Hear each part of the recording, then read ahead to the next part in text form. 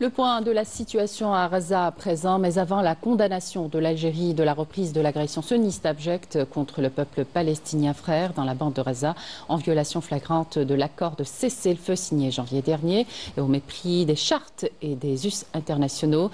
Une reprise de l'agression qui vient briser tout espoir d'alléger les souffrances du peuple palestinien et entraîner de nouveau la région dans un engrenage de carnage, de famine et de privation des moyens les plus élémentaires pour la survie. Face à ces développements graves, l'Algérie a appelé le Conseil de sécurité à assumer les responsabilités qui lui incombent afin de garantir le respect par la puissance occupante de l'accord de cessez-le-feu dans son intégralité à toutes ses étapes. L'Algérie a en outre réitéré sa solidarité absolue avec le peuple palestinien ainsi que son soutien immuable jusqu'à l'aboutissement de son projet national et l'établissement de son État indépendant et souverain avec Al-Quds pour capitale.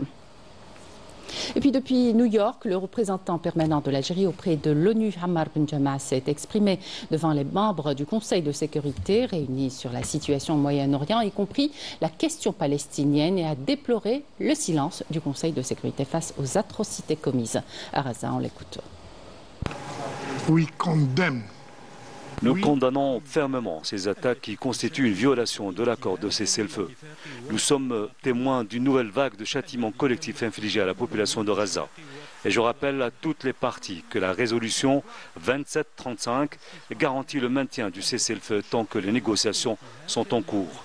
Je tiens également à souligner la responsabilité des médiateurs, à savoir les États-Unis, l'Égypte et le Qatar, de veiller au respect de l'accord de cessez-le-feu.